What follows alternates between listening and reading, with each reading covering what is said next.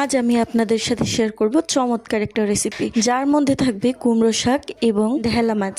তো আম্মু গাছ থেকে কুমড়ো শাক নিয়ে এসেছে, এবার হচ্ছে এটাকে ঢেলা মাছের সাথে রান্না করবে। শাকগুলো সুন্দর করে কুটে কেটে নিয়েছে, এবার হচ্ছে মাছ রান্নার পদ্ধতি শুরু করবে। আর মাছগুলোকে কিন্তু নুন এবং হলুদ দিয়ে সুন্দরভাবে মাখিয়ে হালকা করে ভেজে নিচ্ছে।